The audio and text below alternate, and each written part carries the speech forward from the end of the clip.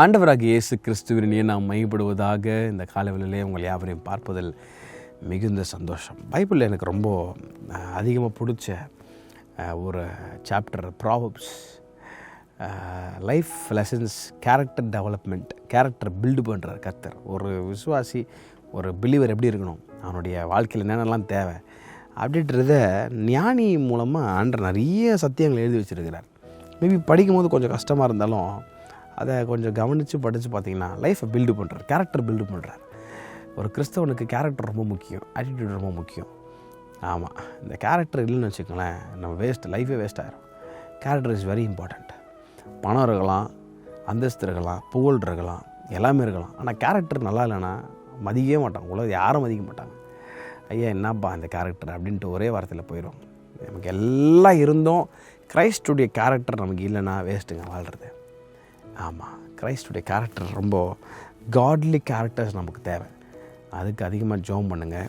இந்த காலவெளியில் 25ஆம் அதிகாரம், நீதிமொழிகள் 25:17, எனக்கு இந்த வசனம் ரொம்ப ரொம்ப பிடிக்கும். எனக்கு நிறைய ஃப்ரெண்ட்ஸ் கிட்ட கூட நான் அடிக்கடி சொல்லுவேன். இந்த வசனத்தை உங்களுக்கு நான் வாசி காட்ட விரும்புகிறேன். உன் அயலான் சலித்து உன்னை வெறுக்காதபடி அடிக்கடி அவன் வீட்டில் கால் வைக்காதேன்றார் ஆண்டவர். படிக்கும் போதே கொஞ்சம் ஃபன்னியாக தான் இருக்குது. ஆனால் பாருங்கள், உன் அயலான் அடிக்கடி சலித்து வெறுக்காதபடி, அடிக்கடி அவன் வீட்டில் போய் கால் வச்சிட்ருக்காத. சிலரெல்லாம், நான் நிறைய பேர், எனக்கு தெரிஞ்ச ஒரு நபர் ஒருத்தர் இருக்கிறார், அடிக்கடி போய் அங்கே உட்காந்துட்டு இருக்கிறது. ஒரு 2-3 நாள், ஒரு வாரம் அங்கேயே தங்குறது. இது ஒரு 2 வாட்டி போகிறீங்க, ஓகே. அடிக்கடி போனால் அடுத்த செட் ஆஃப் டேஸில் அவனுடைய பேச்சு என்ன விதமாக இருக்கும், அப்பா வந்துட்டான்டா, வேறு வேலையே இல்லை அவனுக்கு, ஆனவுடனே வீட்டுக்கு வந்துடுறான் அப்படின்னு தான் அவங்க. பாருங்கள், கர்த்தர் பாருங்கள் எவ்வளோ அழகாக அவர் கேரக்டர் பில்டு பண்ணுறாரு. சில பேர் வீடு தங்க மாட்டாங்க, அவங்க வீட்டில் இருக்கிறத விட்டு மற்ற எல்லா வீட்லேயும் போய் அடி கால் வச்சுட்டு அங்கே உட்காந்து கதை பேசிட்டு மேபி உங்களை அவங்க வெல்கம் பண்ணுவாங்களே தவிர அவங்க இருதயத்தில் உங்களை குறித்து ஒரு நல்ல அபிப்பிராயம் இருக்கவே இருக்காது. அதான் ஆண்டவர் சொல்கிறாரு, உன் அயலான் விச் மீன்ஸ் ஃப்ரெண்டு, உன் ஃப்ரெண்டு சலித்தோன்னு வெறுக்காதபடி அடிக்கடி அவன் வீட்டில் காலை வைக்காத. இப்போ எப்போயா முக்கியமான விஷயம் போகிறீங்களா, போயிட்டு திரும்பி வந்துடணும். அங்கேயே போய் உட்காந்துட்ருக்கிறது, அடிக்கடி போகிறது, அதெல்லாம் கர்த்தர் விரும்பலை.